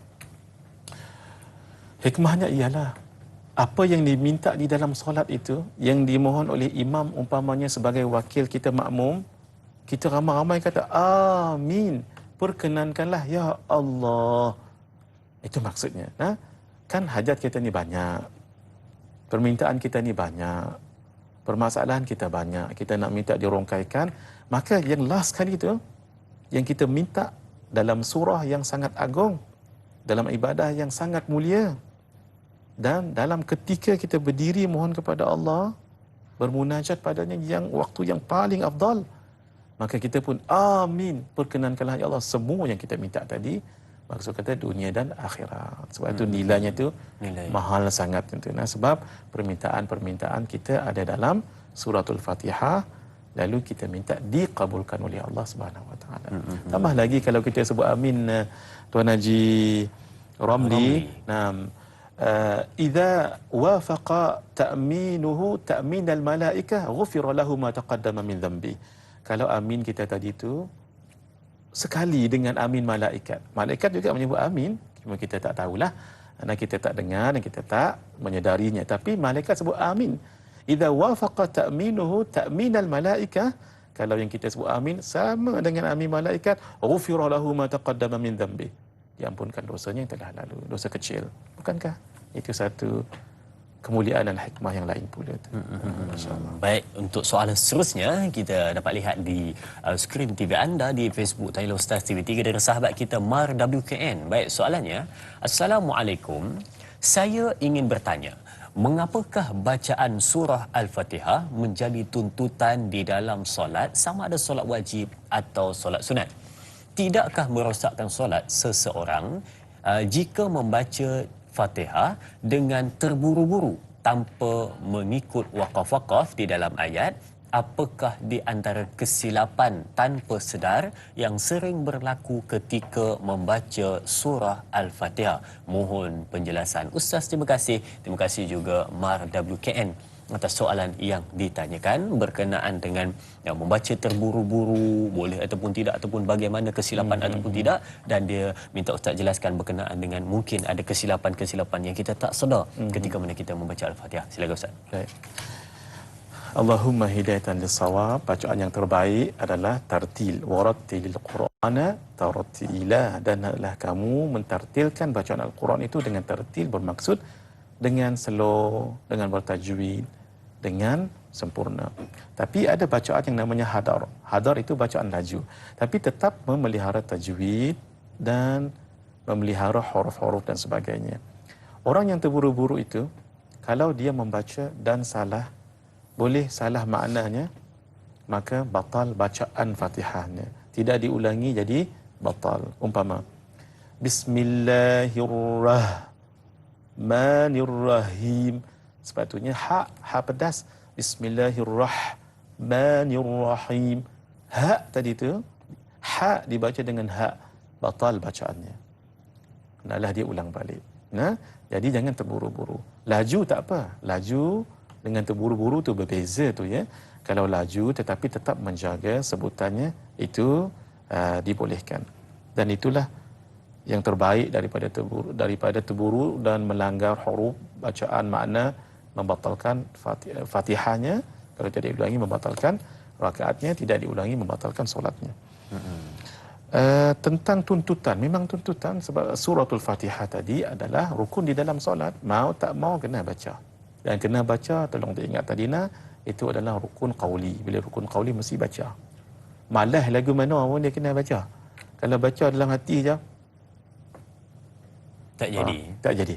Kalau rukuk tak apa. Rukuk pasal hak baca subhana rabbiyal azimi wa bihamdi itu sunat. Nah, tapi hak ni rukun. Mana-mana rukun. Contohnya salam pun sama, nanti kita akan cerita. Tak ada bunyi apa, batal. Dia kena masuk balik solat. Nah, hendaklah dia assalamualaikum. Itu paling kurang. Assalamualaikum. Paling kurang tu. Nah, tapi janganlah pendek lagu tu, dia kena panjang.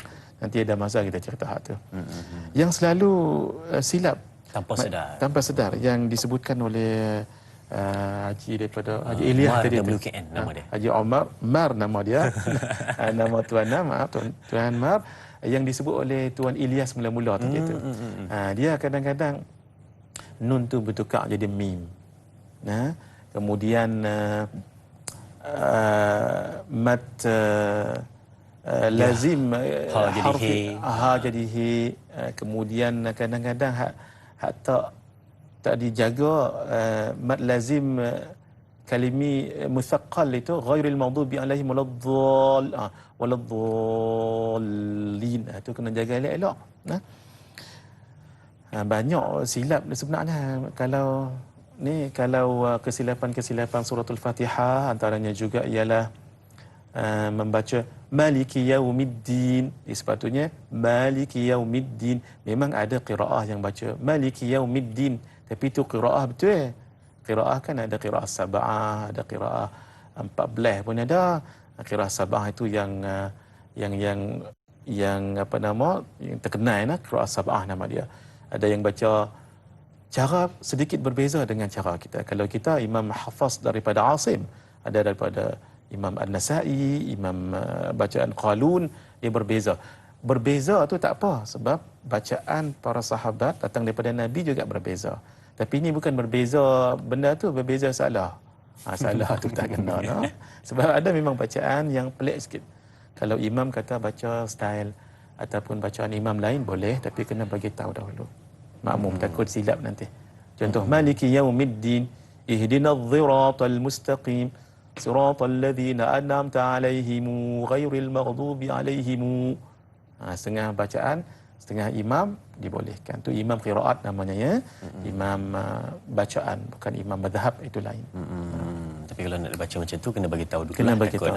Makmum confuse di belakang ya. Baik. Okey, itu pencerahan berkenaan dengan soalan yang ditanyakan sebentar tadi berkenaan dengan apa kesilapan yang kita selalu lakukan tanpa sedar dalam membaca surah Al-Fatihah. Baik, Ustaz, berkenaan dengan persoalan Al-Fatihah juga, mungkin ada yang pernah berlaku di luar sana, realiti kehidupan ketika mana sembahyang jemaah dengan imam di hadapan, makmum di belakang. Mungkin ada yang pernah berlaku ketika mana imam membaca surah Al-Fatihah, dia terlupa pada mungkin ayat 2, 3, 4, 5, sebab ayat pertama jarang dilupa, mungkin pada ayat yang lain selain daripada ayat pertama ataupun ayat yang akhir, maka dia ada tertinggal tanpa sedar. Tu imam tertinggal dan dia tak sedar, dia hanya membaca 6 ayat sahaja.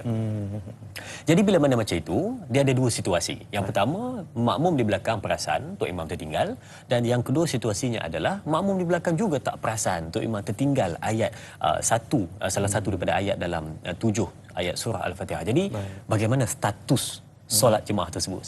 Soalan yang sangat baik. Ini Ustaz Azrin. Bagi imam yang tidak sedar dari segi dosa tidak berdosa, sebab beliau memang tidak sedar. Begitu juga makmum. makmum tak sedar yang kata imam itu tak baca. Memang dok rasa kemah dah imam ni, nak kira dia pun tidak mengapa sah solat dia. Tetapi bagi makmum yang sedar, ini sedikit berbeza permasalahan hukum. Kalau dia sedar, wajib dia tegur. Kalau dia berada di depan lah, di belakang imam tu.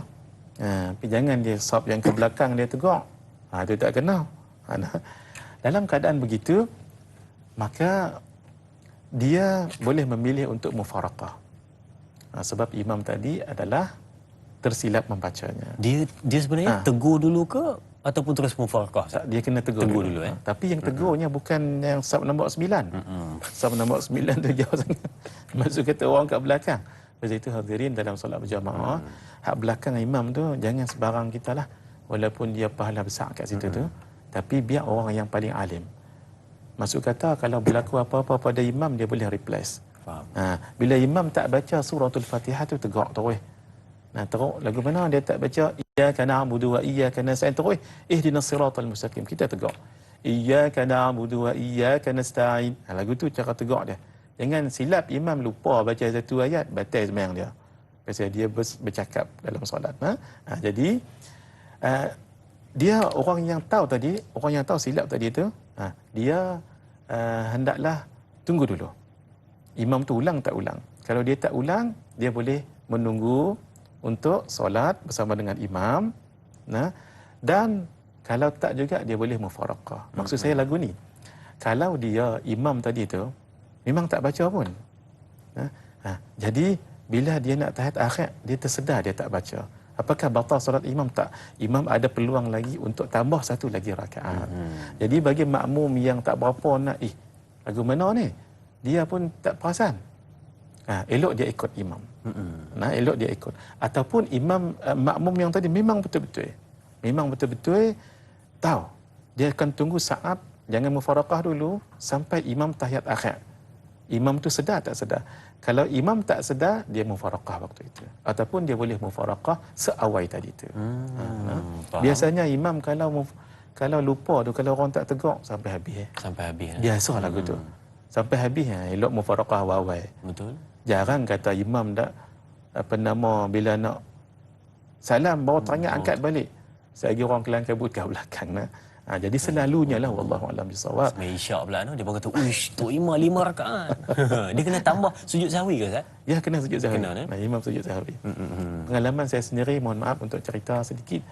Ada orang sembahyang tarawih 3 rakaat. Malah 4 rakaat Ustaz Azrin. Mungkin imam tu dia macam mana lagu mana? Kita ikut 2 tadi tu. Bila dia naik 3, kita pun jadi jangan-jangan kita pun lupa. Tak apa, ikut 3. Tapi ketika sudah yakin 3, imam menambah 4, niat mufaraqah ketika itu. Untuk kita. Kalau imam tetap juga lupa, solat imam sah, kita jangan ikut lagi. Pasal dia menambah rakaat. Baik, terima kasih Ustaz untuk pencerahan berkenaan dengan soalan yang ditanyakan. Dan memang perkara seperti ini bakal berlaku di dalam masyarakat kita dan situasi dalam kehidupan realiti. Tetapi sebenarnya patut kita jaga supaya kita dapat tahu bagaimana cara untuk menyelesaikan permasalahan tersebut. Dan pagi ini kita bawakan kepada anda permasalahan itu dan kita berikan pencerahan kepada penonton semua. Dan sidang penonton, belum habis lagi. Ada lagi benda yang kita nak bincangkan selepas ini untuk hikmah di sebalik surah Al-Fatihah. Kita akan teruskan sambungan 30 minit di TV9. Teruskan menonton Tanyalah Ustaz, biar tahu jangan keliru.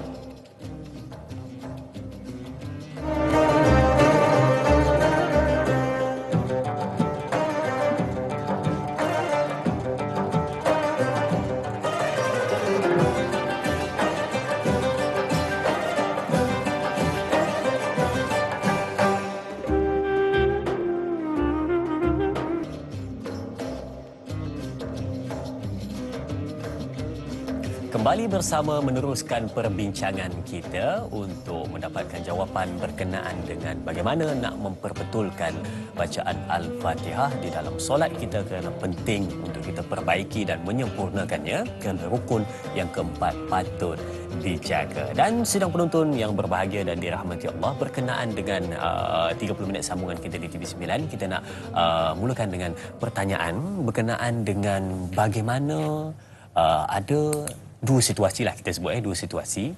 Yang pertama, mungkin kita biasa dengar ada orang yang membaca Al-Fatihah itu bismillahnya tidak kedengaran.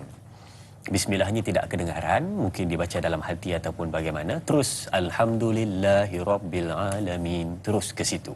Dan ada pula yang kita dengar bismillahnya itu didengari sehingga ke penghujungnya didengari. Dan kalau kita faham, bismillah itu termasuk juga salah satu ayat di dalam surah Al-Fatihah. Jadi yang mana satu yang benar ataupun kedua-duanya benar ataupun bagaimana? Jadi jom kita dapatkan pencerahan dari Al-Fadhil Ustaz Muhaddir. Silakan Ustaz. Nah, bagaimana kedudukan basmalah? Ya. Dalam mazhab kita Asy-Syafi'i, ia adalah ayatun min ayatil Fatihah. Termasuk di dalam 7 ayat yang berulang tadi itu, maka hendaklah wajib kita baca Bismillahirrahmanirrahim. Sama ada membacanya dengan kuat ataupun membacanya dengan perlahan dahulu, kemudian barulah yang lain kuat. Tapi kalau dalam mazhab kita Asy-Syafi'i tidak timbul, sebab bila dah baca kuat Bismillahirrahmanirrahim, Alhamdulillahirabbil alamin, itu memang sudah dikuatkan.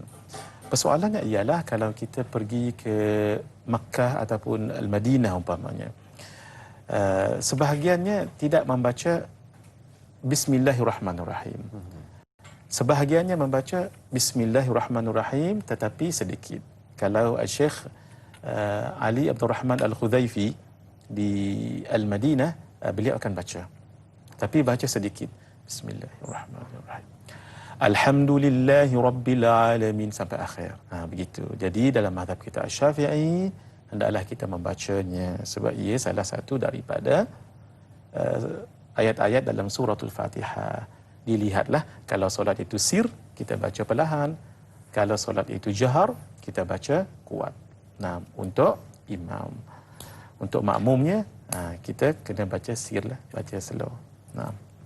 Dan itu cara bacaannya, maknanya dua-dua betul saya, cuma berbeza cara bacaannya mengikut tempat yang dibaca. Baik, okey, kalau tadi kita ada bicarakan sedikit berkenaan dengan apa sudut hikmah di sebalik surah Al-Fatihah yang patut kita fahami supaya solat kita itu bukan sekadar sah tetapi diterima dan juga dapat penghayatan daripada sudut luaran dan juga dalaman kita pada hati kita.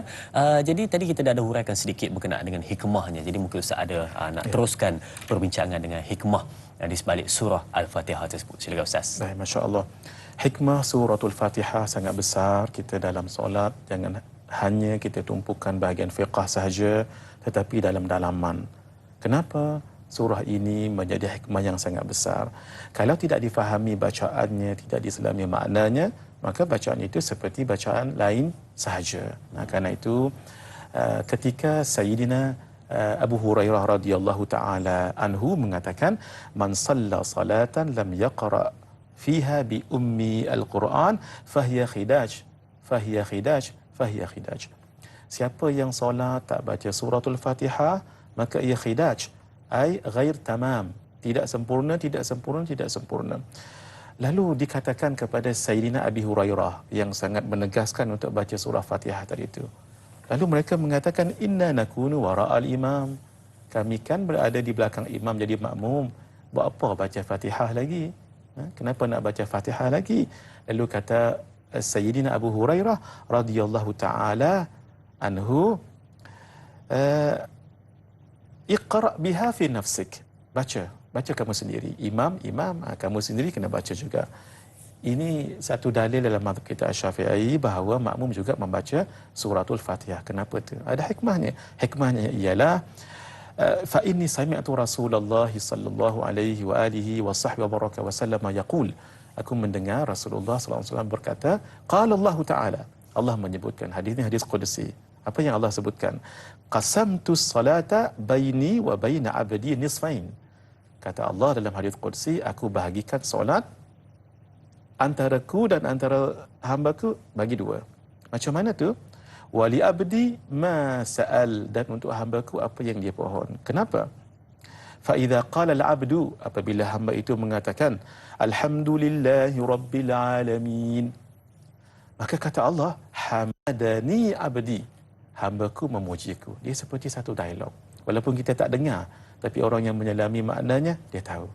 Bila kita baca alhamdulillahi rabbil alamin, segala puji bagi Allah Tuhan sekalian alam, Allah mengatakan hamadani abdi, hambaku telah memujiku. Apabila hamba itu membaca Ar-Rahmanir Rahim, kita tak baca pun Ar-Rahmanir Rahim, tidak.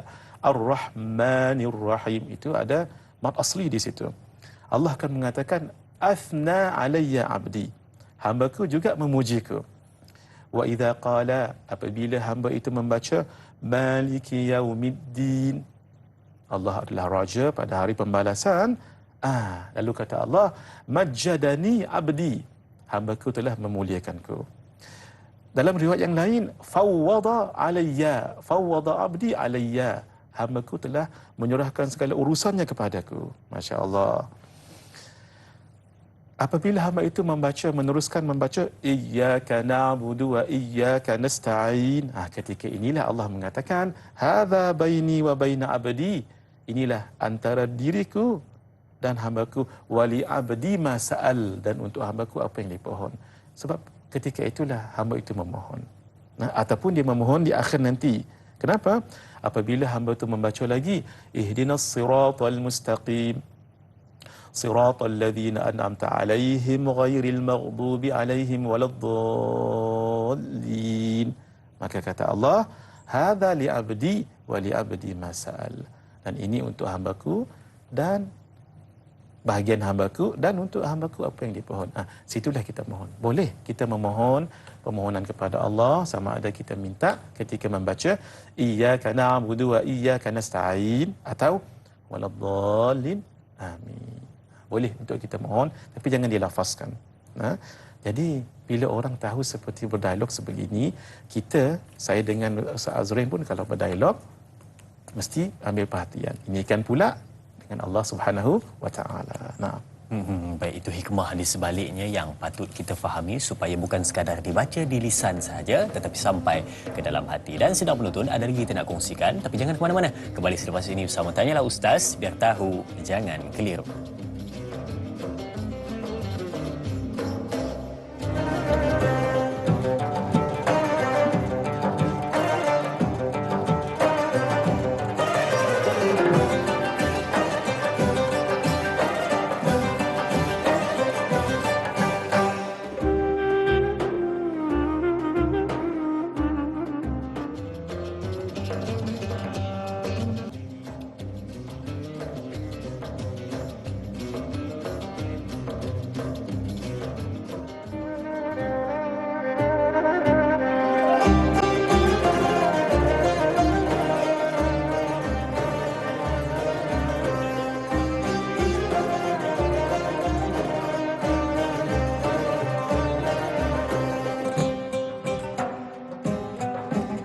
Jawapan kembali kita huraikan dan kita nak ambil soalan di Facebook Tanyalah Ustaz dari sahabat kita, Puan Sahziatul Sidi. Baik, mari kita lihat soalannya.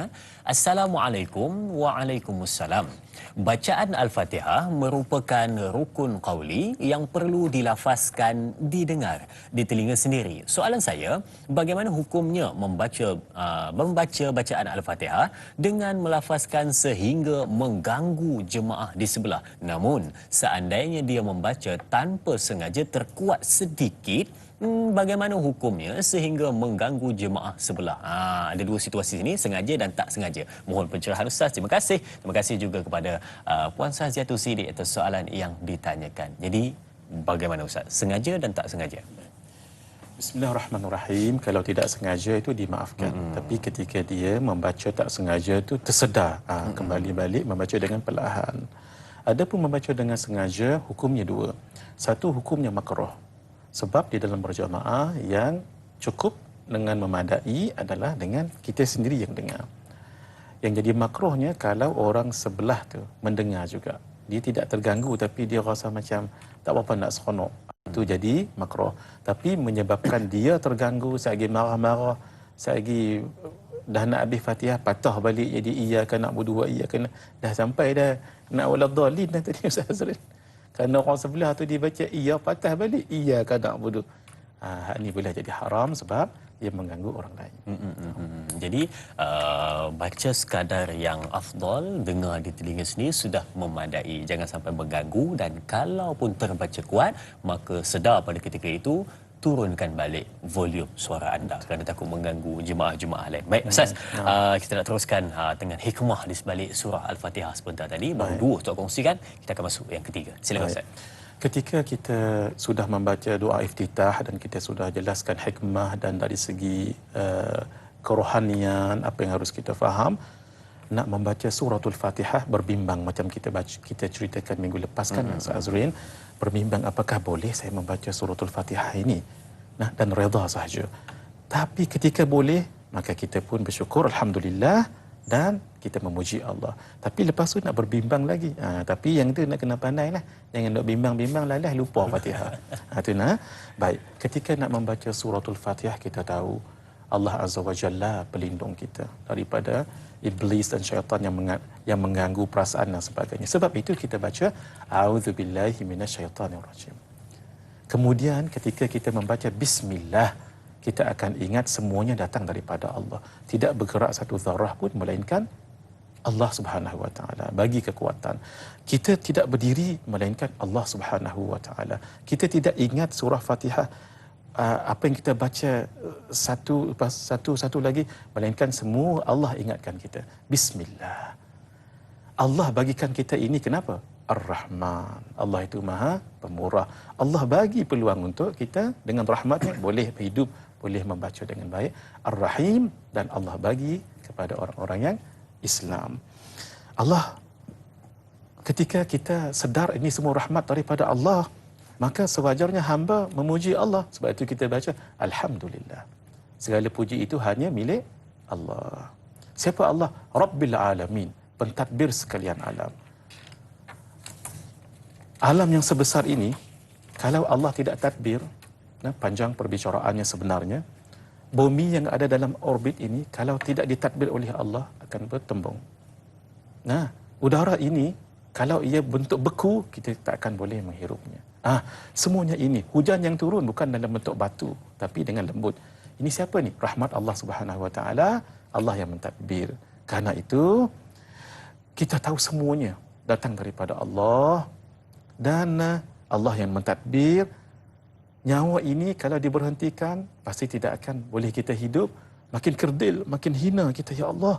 Semuanya datang daripada Allah. Di situ kita mengharapkan apa? Harap belas kasihan Allah. Sebab itu kita ulang lagi, Ar-Rahmanir Rahim. Bila kita tahu kasih sayang Allah Subhanahu Wa Taala, Allah Azza wa Jalla yang menguasai keseluruhannya, dunia dan akhirat. Sebab itu kita katakan, kita ini hidup pasti akan mati. Siapa yang akan merajai pada hari kiamat? Allah. Karena itu kita baca Maliki Yaumiddin. Rububiyah yang ada pada Allah, kekuatan yang ada pada Allah, kemahakuasaan yang pada Allah, melayakkan Allah hanya diibadahkan. Sebab itu kita baca Iyyaka na'bud, hanya Engkau ya Allah kami sembah. Dan kerana Allah Maha Kuasa, Allah yang boleh menolong, sebab itu kita baca wa iyyaka nasta'in. Situ nanti kita akan masukkan permintaan kita. Ya Allah, kalau tidak dengan pertolongan daripada Allah yang Maha Kuasa, Allah boleh membolak hatikan seseorang, maka kita kata, ya Allah, bagi kami petunjuk, ihdinas siratal mustaqim.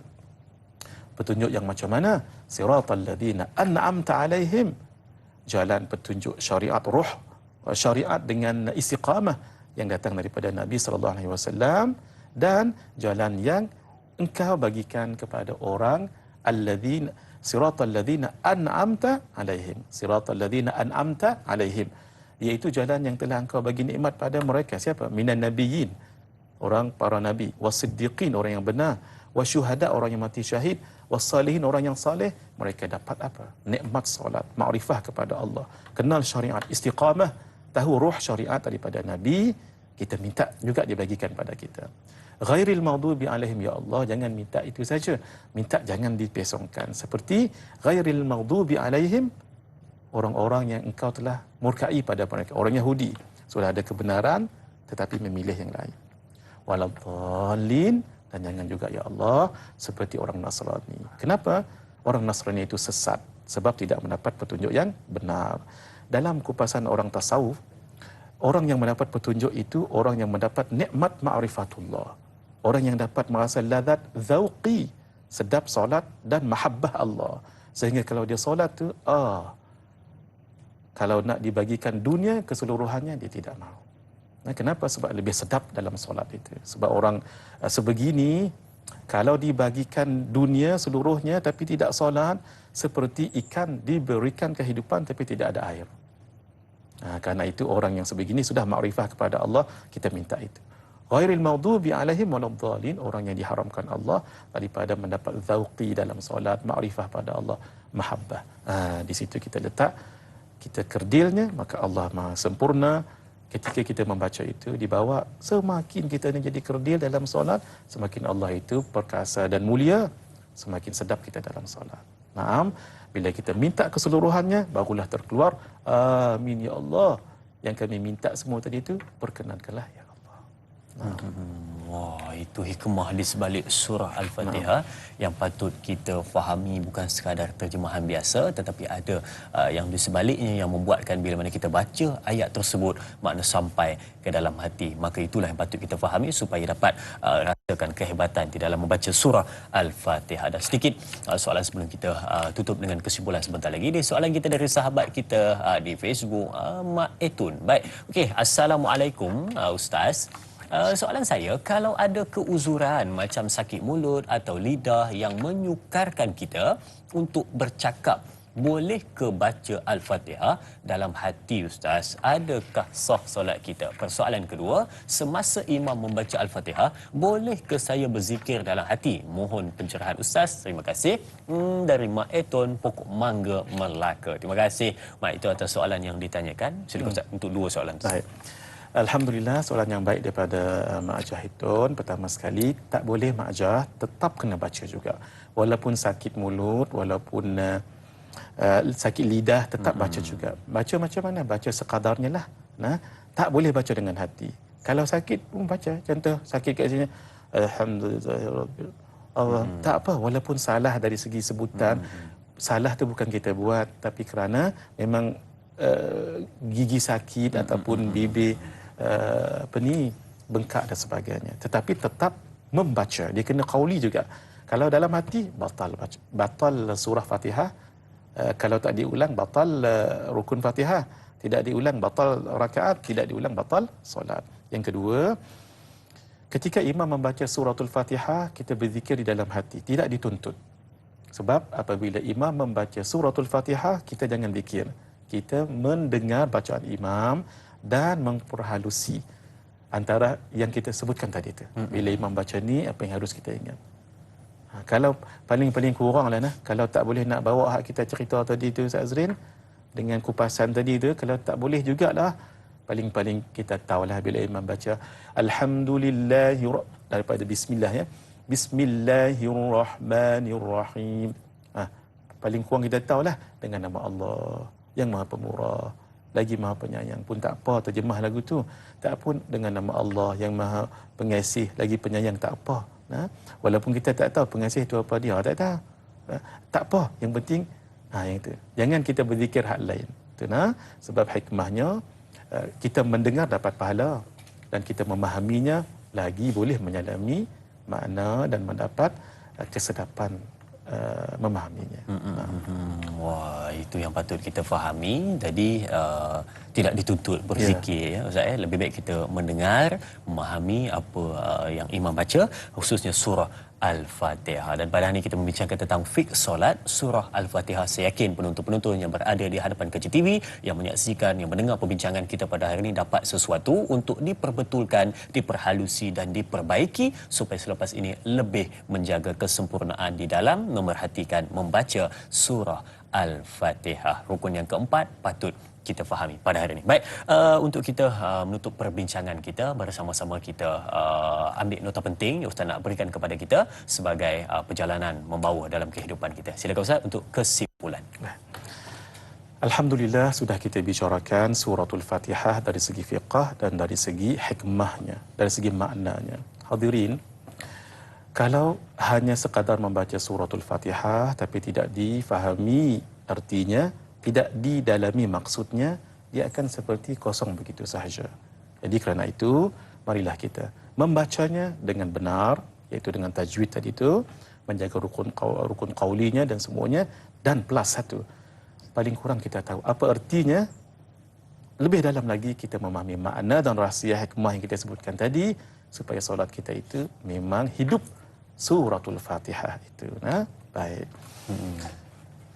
Dan ditutup dengan doa ringkas. Dengan masya-Allah. Bismillahirrahmanirrahim. Alhamdulillahirabbil alamin wassalatu wassalamu ala asyrafil anbiya'i wal mursalin wa ala alihi wa sahbihi ajma'in. Allahumma inna nas'aluka ilman nafi'a wa rizqan wasi'a wa amalan salihan mutaqabbala. Allahumma ij'alna muqimis salati wa min dhurriyyatina rabbana wa taqabbal du'a. Rabbana atina fid dunya hasanah wa fil akhirati hasanatan wa qina adzaban nar wa qina adzaban nar wa qina adzaban nar. Sallallahu ala khairi khalqihi wa nuri arshihi sayyidina Muhammad wa ala alihi wa sahbihi ajma'in. Waj'alna minal ladzina tajri min tahtihim al anharu fi jannatin na'im الذين دعواهم فيها سبحانك اللهم وتحيتهم فيها سلام وآخر دعواهم أن الحمد لله رب العالمين. Amin amin ya rabbal alamin. Umul kitab Al-Fatihah Sab'ul Masani, selesai 7 ayat kita bincangkan pada hari ini tentang fiqh solat surah Al-Fatihah. Baik, sedang penonton, jangan lupa esok bersama dengan moderator Dai Anas dan ahli panel Ustaz Zuramli Razali dengan topik sirah Anas bin Malik, sahabat yang panjang umur. Sekian, berjumpa lagi sedang penonton semua. Terima kasih, terima kasih, terima kasih. Assalamualaikum warahmatullahi wabarakatuh. Waalaikumsalam warahmatullahi wabarakatuh.